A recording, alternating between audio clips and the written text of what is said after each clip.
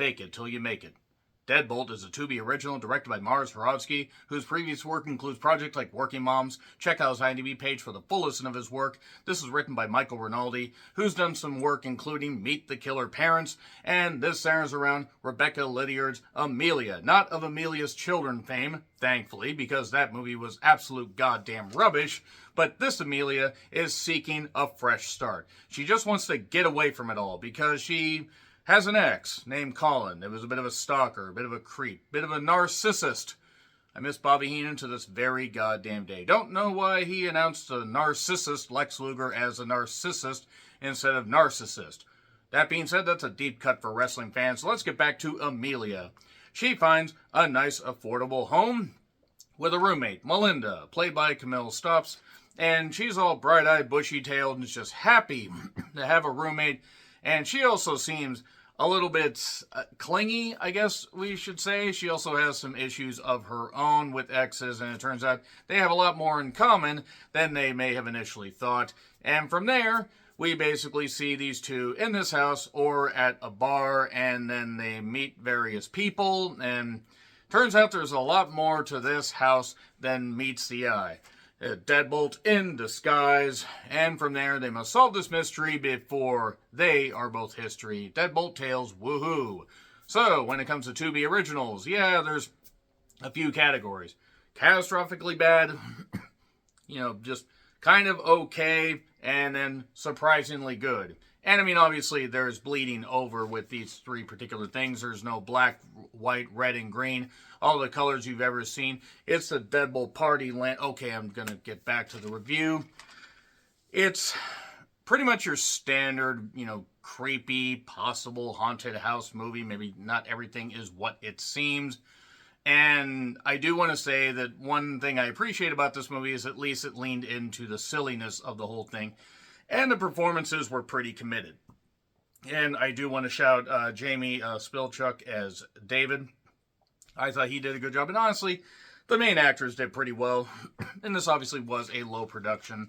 And did take heaps and heaps and chunks from certain movies that I will talk about in the spoilers.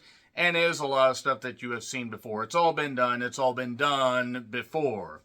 So, while not nearly the worst Tubi original that I've seen, not even close, I can also safely say that this movie practically telegraphs every goddamn twist, every, possible, turn, and it doesn't really deviate from the path that it sets on, and, they use, one character as a red herring, it's obviously not them, and there's one particular character where it's like, okay, we know, can we wrap this up, let's get to it.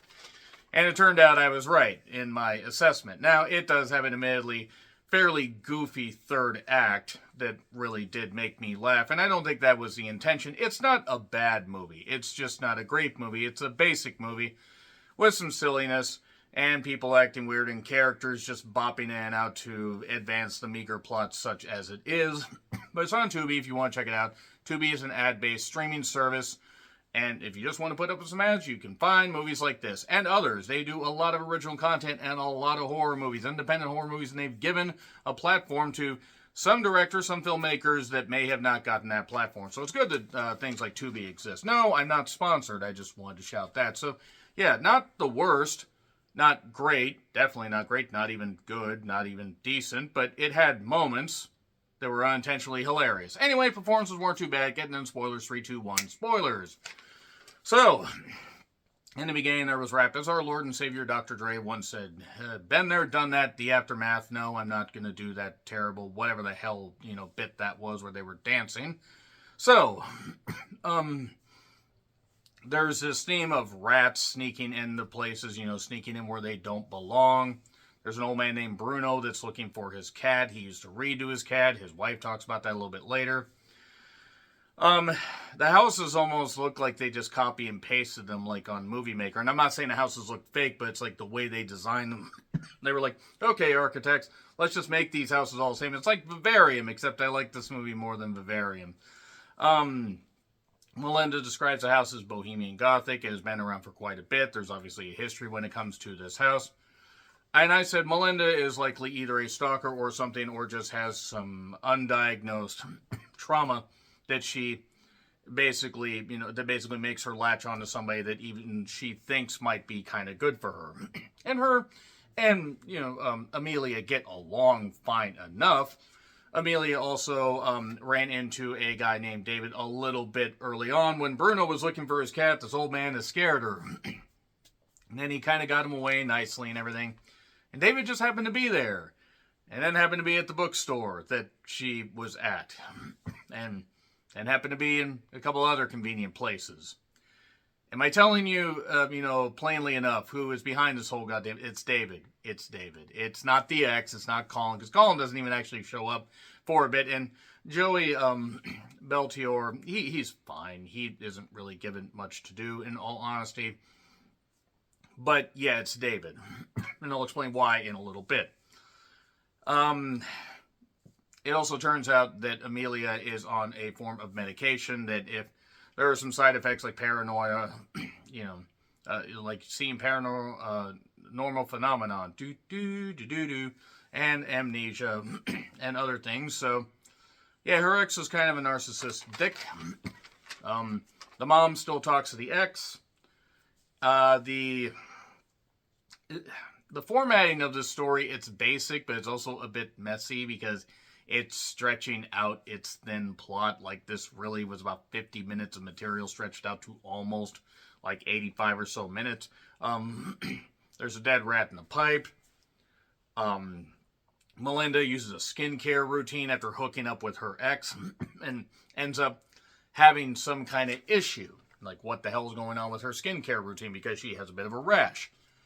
And then David just happens to show up with, a jar. Hey, give her this or whatever. It'll help. It's a homemade, thing. It's something that I know about. Gee, I wonder what his motivations are.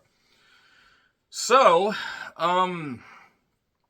yeah, it just turns out the reason David's doing this is actually rather goddamn hilarious. It's also basic. The movie ends up being having a twist from The Boy and also The Pact.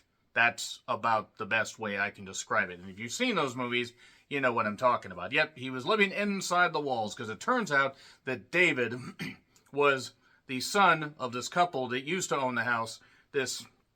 And a bad, deal, basically was made where they had the house kind of ripped out from under them because this corporation bought all this stuff. And there were a few holdouts like the lady and her husband Bruno. And yeah, it turns out actually that Bruno was seeing all this stuff and he wasn't actually crazy. Yeah, I mean, he has a form of dementia, but he actually knew about this stuff and knew all this crazy stuff going on. Colin shows up. David runs him off. Conveniently. Again, David just always happens to be there. Melinda's not doing well. Melinda eventually dies because she had a severe reaction to a sodium compound that was put in her goddamn facial cream. Yeah. Now, why did David do all this? Well, it turns out David was the son of this couple. He couldn't save his mother.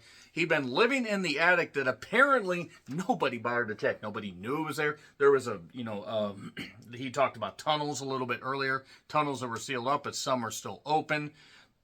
Colin was still stalking her, but it turns out he might have actually had a point, even though he's a fucking creep, that there was this person sneaking out the side. And I was waiting for your roommate up in the attic. What do you mean in the attic? Oh, you mean that part of the house that I probably should have seen when I looked up, and I probably should have gone and investigated, but we can't do that. We can't be very smart. Yeah, there you go. By the way, the ex showed up literally 30 minutes before the end of the movie. So they were kind of putting the pedal to the metal, sort of. This movie was maybe going 25 miles an hour at its fastest. And yeah, it turns out that basically David did all this, poisoned Melinda, killed Colin when he ran in there. A cop got involved and arrested Melinda's ex because the cop thought that maybe he was doing that. And this stuff of her medication, giving her paranoia and amnesia and possible hallucinations, well, we just kind of totally forgot about that. Oh, wait, and the medications kind of all look the same because stuff got swapped out. Because David needed to manipulate her to be with him. And yeah, that's basically it right there. And then he tries trapping her in a freezer. Well, she tries hiding in a freezer to call the police. He says, I'm going to have to keep you in there so we can always be together, but I can't let you out. Meaning, she's going to die, but he's going to keep her there, so she's going to die, and he's going to make love to her corpse because he's into necrophilia? Yeah, it kind of gets a little messy here. But then she kicks the door open, beats the shit out of him. There's also flashbacks to her dealing with Colin and finally standing up for herself and stuff like that. And she kicks the door, beats him up, and sends him out the goddamn attic window. And he falls, conveniently just falls straight down and hits the dumpster and dies. Cinema. And then she leaves. She leaves some books so Bruno can read them. And the wife says, well, keep in touch. Also, oh yes, Amelia's mom was talking to her, and Amelia's mom was the one that alerted the ex there, and the ex ended up dying because David killed him, and yeah, I'm sorry, F, it's not good. There are a couple entertaining moments, but it's not good. Is it a 1 out of 10? No, but it's not very good. I'm sorry. So agree, disagree with what I said, like, share, subscribe, Twitter handle in the description. I'm John Ritlin. I'll see you soon.